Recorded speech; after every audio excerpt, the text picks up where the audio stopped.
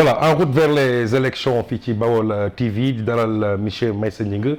doon mandataire convergence politique patriotique pour la justice et l'équité NAYLER CPJE. Meissa boo doon présenter sa bopp kuy Meissa Gningue. Merci Alex ci invitation bi fii ci Baol TV ñu ngi vraiment di rafetlu émission bi parce que dañ koy suivre. du nuyu ñëpp nag di nuyu Diourbel waa yi di nuyu Sénégalais yi di nuyu tamit li nga xam ne moom mooy diaspora bi di wax nag ne ñun ñooy Meissa Gningue laa tudd nekk enseignant de formation dëkk fii ci Diourbel bokk ci mouvement associatif bi nekk acteur politique fii participer nag pas mal de li nga xam ne moom mooy ay émission ay élection fii ci diwaan Baol tey nag ñu dal fii représenté fi li nga xam ne moom mooy parti CPJE convergence patriotique pour la justice et l'équité bi nga xam ne ñun ñooy coordonnateur au niveau régional nekk tamit mandataire au niveau du département ci échéance yi ñuy jëm muy ay élection locale kon defe naa man rek sama taxawa sama visage mën naa présenter sama bopp am na nag ñu may méngaleeg naan ay activiste la ak yeneen mais man dama jàpp ne li may def acteur politique daf koy def damay nekk di alerter nekk di participer tamit ci li nga xam ne moom mooy développement dëkk bi participer ci nag dafa bëri ay facettes parce que ki nga xam ne day dénoncer di alerter population ci nga xam ne ñoo ñëwagul wala lu ñuy gis muy ay constats yu fi am man damay bokk ci ñooñu bu dee loolu mooy activiste jàpp naa ne kon ci laa biir mais man li ma jàpp mooy acteur politique laa boo xam ne njaareem rek moo ma ñor sama diwaan Sénégal rek moo ma ñor te lépp lu ma gis muy injustice muy ñàkk patriotisme dama ciy taxaw pour loolu ñu dubbanti ko ndax Sénégal ñun ñëpp ko bokk. loolu leer na ñu jëm ci ay échéance électorale janvier 2022 d'une manière ramassée ndax nga gisee politique bi au niveau de Diourbel. waaw bon politique bi au niveau de Diourbel li may wax rek mooy am na benn moment dafa nekkoon politique boo xam ne c'était un peu confuse. maanaam dafa xawoon a jaxasoo ba nga xam ne xàmmeetuñu li nga xam ne moom mooy parti au pouvoir ak opposition wala ñi ñuy wax leen noonu na li ñee parce que tout le monde se réclame de la mouvance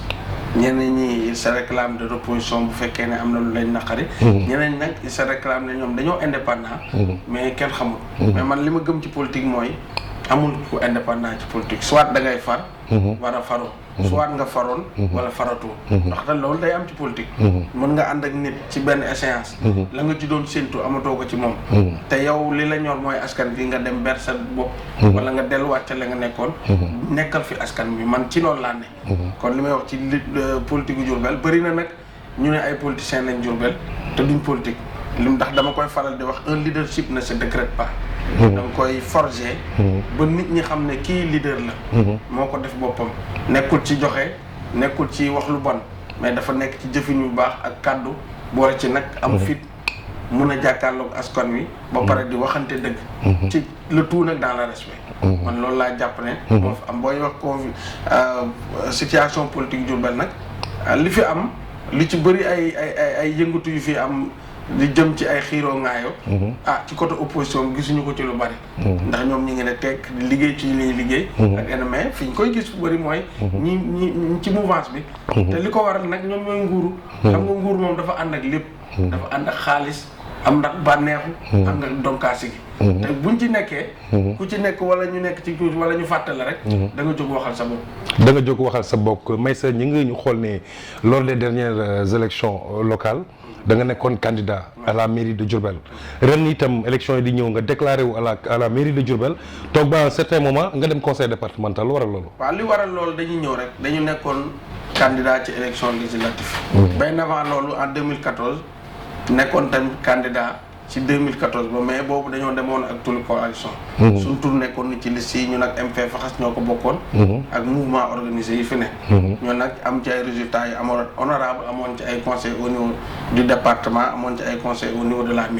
mairie bii ñu jógee am nañ ay conseils yu fi nekkoon parce que dañoo àndoon ak ay daara ama biñ demee ba élection législative yi ñu génn suñu parti bi ñu yor muy CPG ñu demal suñu bopp pour natt nag li ñu am parce que opposition dafa baax muy participer ci li nga xam ne moom mooy ay élection ci nga mën a nattee sa bopp ci nga mën a xamee sa code de popularité yàlla def mu nekkoon 47 listes yu fi nekkoon boo ko doon xool yàlla dimbale ñu ci 47 listes yooyu ñu génn ci 8e position boo xam ne yow dong yaa ànd amul coalition amul dara lu la àndal daanaka lañ yoroon sax di ko dafay campagne ak li nit ñi yoroon minime na mais yàlla dimbale woon nañu ba nga xam ne amoon nañ stratégie boo xam ne moom lañ développé woon ba lañ bëgg a am ci loolu ñu am ko moo taxoon ci liste boobu ñu jël 41 ren bii ñëw ñu jëm ci yeneen échéance muy élection locale ñu ne dañuy delloo buum ca boy boy ba parce que ñun duñu xaar kenn ci dara li ñu ñor mooy njaareem li fi ne ñu changé li nga xam ne mooy xar kanam dëkk bi ñëpp gis nañ municipalité bi ne muy mel ñëpp gis nañ conseil départemental ñu ne ñu wëlbatiku rek samp suñu dënd ci li nga xam ne moom mooy conseil départemental bi ak mairie bi bu njëkk bi ñu ne dañu woo ñëpp pour ñu retrouver autour de l'essentiel na ñëpp ñëw parce que ñun amuñu fixation ci dara parti lañ yor parti bi fayal nañu caution mais buñ gisee ay alliés dañuy ñëw ànd ak ñoom au lieu ñuy dem ci ay coalition nekk foofu muy compliqué man ku ñëw je suis prêt mu ubbil la yàlla di def nag lu dara di tawul un jeune comme Pape Thiam non loolu dinañ si ñëw c'est que question bi mooy lan moo tax nga bàyyi mairie bi dem conseil départemental moo tax may ñëw xam nga damaa ubbi ne ku bëgg a ñëw na nga ñëw fermé wuñu li ñuy def aw ma fixation ne man maire lay doon aw ma fixation ne président conseil départemental lay doon ma waxtaan ci am ñu ma approché ñeneen ñoom ñu am ci fixation ne lii laay doon wala nangam ñeneen ñi ne non ñun am nañ fu ñu demee ma bàyyi leen des jeunes nag yu ma consulté parce que li ma gën moom mooy jeunesse bi ak la jeunesse consciente ak ñi nga xam ne ñoo bëgg Diourbel ñoom rek ñoo ko mën a soppi ma approché ku mel ni Pape Thiam mu ne ma mais mouvement Diourbel d'abord mu ne ma mais mon frère pourquoi pas mais ñu def coalition yooyu ma expliqué ne ko jarul coalition mais yow loo bëgg mu ne non man vraiment comme ni ma ko déclaré bëgg naa kii ci mairie bi ma ne ko man am fixation boo ñëwee ma investir la ci mairie bi man ma dem conseil départemental ma teg ci leneen Alex ma ne même conseil départemental bi ma dem su ma gisee beneen profil boo xam ne leer na ma ne lu baax la te ànd bi dina ko yokk je suis prêt ma sedde ko li nga xam ne mooy président conseil départemental bi dem ci liste majoritaire yeeg proportionnelle li ma animé rek mooy rassembler toutes les forces vives de Diourbel surtout en particulier les jeunes ak ceux qui sont conscients ci li Diourbel di doxee pour ñu am une équipe municipale dynamique looloo waral tey bi Pape ñëwee ma defal ko honneur ak profil bi mu yor ak li mu jot a liggéey Diourbel ci Diourbel mouvement Diourbel d'abord boobu ne ko yaay doon suñu candidat parce que moom doon candidat ci mairie bi tamit du gàcce ci xale yi te li ma lay wax rek on fera la surprise inshallah man ma dem conseil départemental bi tamit bul fàtte ne il faut nga am parmi les 12 communes yi nga composé nga am fa ay nit tey ci 12 communes yooyu fu ne am nañ fa ay mandataires am na ñoo xam ne sax dañoo porté liste CPJ ci la ñuy demee foofu te ay groupe organisé lañ parce que man li ma mës a gëm ni ma ko daan waxee groupe organisé yi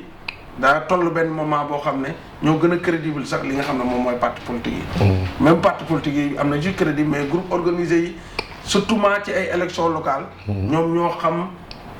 li gox-goxaat yi di dund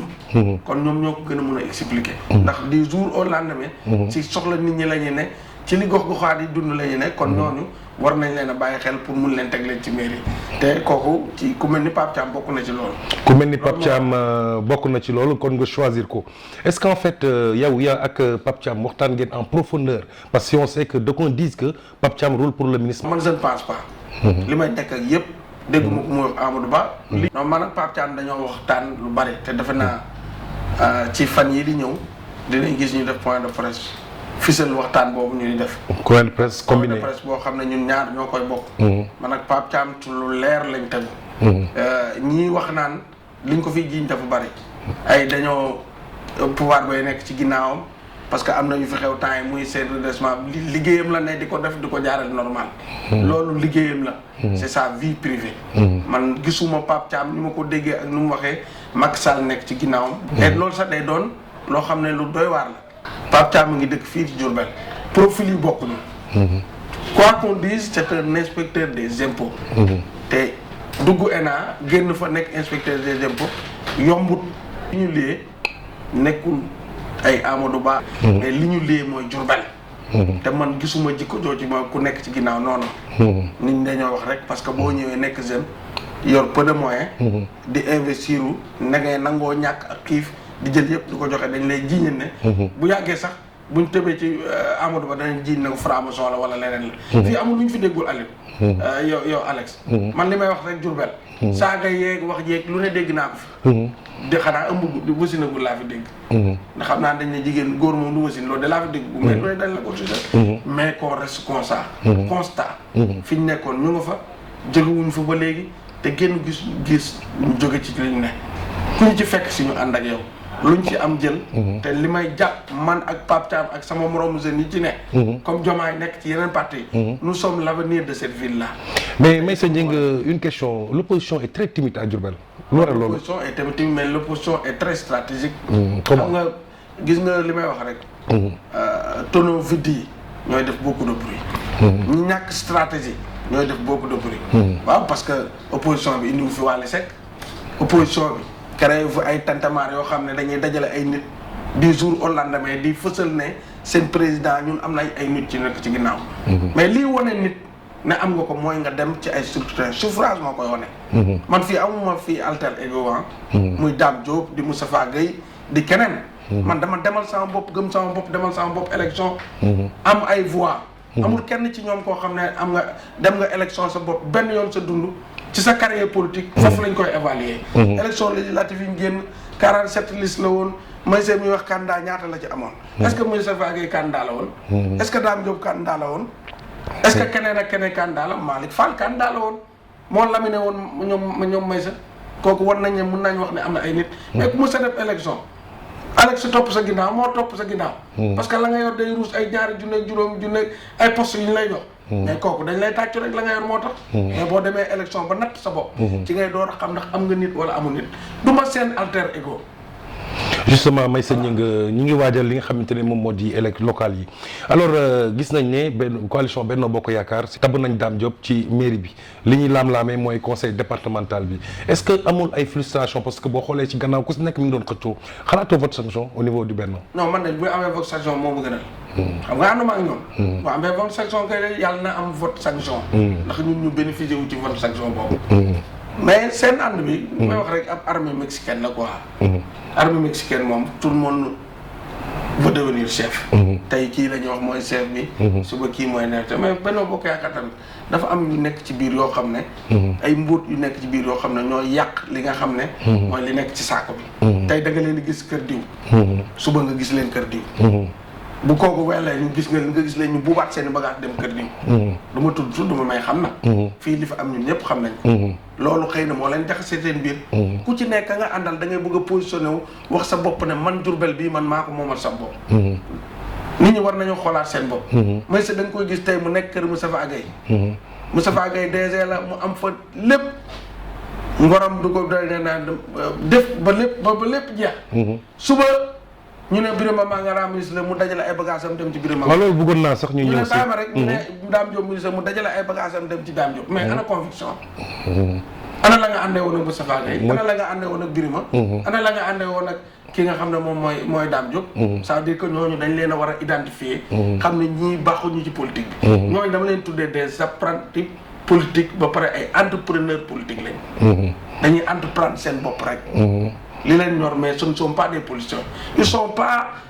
là pour cette ville. te amuñu background wala ñu am benn culture bi wala ñu am xam-xamu pour dundal. précisément monsieur Meissa Gningue loolu jeunesse bi lañ poète droit accusateur. jeunesse bi mais ban jeunesse. la jeunesse est consciente est là. Pape Thiam est là Meissa Gningue est là. non li ngay wax sànq. Ali Touré est là. les autres sont là la jeunesse consciente est là. foo dem nag am na yu dëng am yu baax. ba ca mag ñi am ñu dëgg am ñu baax. ba ci jigéen ñi am nañu dëgg ko ñu baax mais ñenn jeunesse ba conscientoon ba léegi muy continuer di conscient. léegi nag li fi am mooy jeunesse bi tamit dañ leen di comprendre Alex parce que li tax ñu leen di comprendre. dañoo nekk ci benn phase boo xam ne am na lu fi xewoon manque de chômage bi dafa metti manque d'emploi bi dafa metti bu fekkee ne tant que politico wala bokkoo ànd ak ku yor nguur gi yow doo bénéficier wu ci loolu ñuy joxe waaye te nga yor say diplôme. waaye tamit dañ lay nangul ne il faut nga dem sa si foofu ba am. mais am na tey ñu jël ñu nga xam ne ñu ngi leen di liggéeyal ñu nekk di liggéey ci yenn postes yi ñu am ay contrat muy CDD muy CDI nekk ak ñoom di ànd ak ñoom en âme et conscience tey boo leen yeewoon guddi ànd ñoom parce que gëmuñu leen sax lañ gëm mooy lañ yor nguur gee ko moom ñun ñëpp ñoo ko bokk dañ koy joxe dañoo am li nga xam ne mooy gëm-gëm xalaat daal di muus dem jëli ko mais dañuy toog buñ demee booy voté dañuy seet ki nga xam ne moo idéal ci dëkk bi ñu voté ci njëlbeen waxtaan bi monsieur Gningue Meissa nee nga dañ lay jiiñ activiste waaye sori woo ko mais bu jàpp bu dee activiste la vidéo yi qualification ñëpp koy bu dee da ngay toog ci sën gis lu bon hôtel bu daanu ndox mu taa mbali mu yàqu marché bu defaru nga taxaw fa def sa ab vidéo dénoncé ne lii moo fi am nit ñi gis ko xam nga il faut joindre l'acte à la parole man loolu laay def bëgguma di bind rek ne tey studio bi dafa délabré ba pare du ma indi ay illustration yu wane dafa délabré su ma nee tey njaareem ñu ngi dund ci ndox 2 ans amuñu lu ko dindi ñëpp gis nañ ma ci ndox mi même bu ma amul ay moyens yu ma demee daanaka maa nekkoon man ak sama benn xarit initiative yi ñu fi jël yëpp ci ñun la jaar dem filmer woon gars yi fi ndox mi di jaan ànd ak ñoom jaan mënoon nañu cee matt yeew lekk ñu wala dara ñu ànd ak ñoom ci moto pompe yi di ko gérer guddeeg bëccëg ñeneen ñi door a ñëw mën a appuyer loolu dafa bokk bu fekkoon ne ñun de yor nañ mooy yooyu du ñu woo kenn mais comme ñoo bokk dëkk bi bu am na bu taxawee lan dañ ko def tey 2 ans ñu nekk ci ndox nga dem taxaw ne ñu ngi li may doon bind ko ñii laam-laamee naan day soob ndox amatul Jurbel nit ñi ñu ngi dund mais Alex yow sa kon Cheikh Anta nga dëkk yow xam nga ne sama kër di goro nga dëkk fi ma doon filmer dem bokkul Cheikh Anta Grand Jurbel la man tëdd naa ci ndox yeewu teg sama tànk muy suuf fa ma dëkk man ma wàññeeku lekk ndax nekkuma fi ndox mi cuvette bi fi mu nekkee mais tey ña nekk ca cuvette ba famille yooyu abandonné nañ kër yi ñeneen ñi mënuñoo abandonné parce que amuñu luñ luwee ñu nga fa toog di dund ak ndox mi di ci togg di ci añ di dem ci duus yi loolu leer na waxtu baa ngi xoj une fois nga doon président damay continuer di nekk activiste merci beaucoup une fois yow à la tête du conseil départemental lan mooy doon sa priorité lu may doon sama priorité oui man ñun li ñuy doon suñu priorité une fois à la cause département bi dafa yaatu dañoo am 12 communes yoo xam ne ñoo bokk département bi te ñëpp xam nañ ne communes yi nekk ci àll bi dañuy am problème li nga xam ne moom mooy ay infrastructure surtout ci wàllu santé surtout ci wàllu li nga xam ne moom mooy éducation tey conseil départemental am na ay compétences transférées yoo xam ne mun naa lay jàppale loolu te Alex nag dama du tuune ci mbir mi ndax nag dama am ay partenaires à l'extérieur te damay dem fépp fi gars yi dem de xëy na opposition laa nekk de yàlla dimbale ma am ma voyage yi dimbale mais si kat Dubaï ak France rek nga dem ndax Dubaï ak France yow nga jàpp fii bu ma neexee indi fi turc bu ma neexee indi fi italien bu ma neexee dem yow yaay gis Dubaï ak France nga gis ma dem yeneen ñi gisoo mais ci sous région bi am naa ko looy tàggoo am naa xalaat bi damay wax suñ jëlee conseil départemental bi lépp lu fi nekk ci wàllu ay poste de santé ak yooyu dañuy fexe niñ ko yokkee ba pare moderniser ko mu jëm ci 12 communes yëpp ci commune yi Ndiarème bi danañ fexe ba def ko lépp lu jëm nekk ci ay abri provisoire suñ nekkee conseil départemental danañ fexe ba nga xam ne suñ mënta dindi lépp sax lu bari dootuñu ko fi gisati te duñ ci xaar état bi danañ wut ay partenaires yu ñu ci accompagner ak leen beneen bi mooy sur le plan sportif moom moo gën a neex parce que dañoo am benn stade muy stade régional conseil départemental moo ko géré ñun de buñ ko jëlee da ngeen fi gis beneen stade boo xam ne bu moderne la boo xam ne conseil départemental ak ay partenaires privés ñoo ko fi def samp ko fii pour ñu mun a jógee ci benn dem ci ñaar ba dem ci ñett commune bi nag buñ ci ñëwee wax da nga gis ay stade multifonctionnel ci 4 grands quartiers yëpp waxtu bi xoj dañu monsieur Meissa Gningue looy tàggoo li may tàggoo rek mooy du nuyu ñëpp di wax ne ñi ñuy seetaan ñun ay xale lañ ay ndaw lañ seeni doom lañ du gëm seen bu ñu neexoon ñu dem fare ca nguur ga bu ñu neexoon ñu dem fare ca ñeneen mais gëm suñu bopp nekk ay xale bugg a xar karamu Ndiarème ni mu mel depuis indépendance ak tuuti sax daf nañ ko fi lu tane ñu ñëw soppi ko bugg a wan ne gestion collectivité locale yi nekkul ne benn nit moo koy def mais c'est une équipe municipale suñu liste bii ñu def ci commune bi muy ak ci département bi dañuy bëgg a mettre en place une équipe municipale dynamique ci conseil départemental bi def une équipe municipale dynamique ci li nga xam ne moom mooy mairie bi ba nga xam ne maire du buur di bummi ab équipe mooy def di ko càmbarandoo di ko waxtaanee di indi nag lu bees te loolu moom moo ñu jëmale kanam muy budget programme tey ni ñuy répartir suñu liste bi buñ génnee ba def ci point de presse dañuy xam ne toutes les couches sociales dinañ retrouver wu liste boobu tout li nga xam ne moom mooy secteur yi nekk fii yëpp te nga xam ne Diourbel secteur informel bi moo jël li nga xam ne mooy 70%. danañ gis seen bopp ci liste bi. mu nekk ñoo xam ne ñu influent lañ. ñu mun a taxaw njaarim. ñenn ñi nekk ay intellectuel. ñenn ñi nekk borom xol yu baax. ñu jëmale mairie bi ak conseil départemental. dañ leen di ñaan ñu votel si liste CPGE. nay leer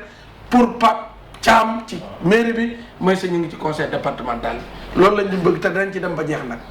mu doonoon seen émission en route vers les locales doon dalal mandataire convergence patriotique pour la justice et l'équité nay leer CPJE di monsieur Meissa Gningue Baol TV mi ngi lay sant di la. ñu ngi leen sant di leen gërëm bu baax di leen jaajëfal di leen ñaanal nag bonne continuation. di wax ne liñ fi wax bu amee lu dëng rek ci ñun la bu amee lu jub la ci yàlla la. waaye li ñuy wax mooy détermination ak conviction suñu slogan man ak Pape Thiam mooy alaay accu dañuy dem ba jeex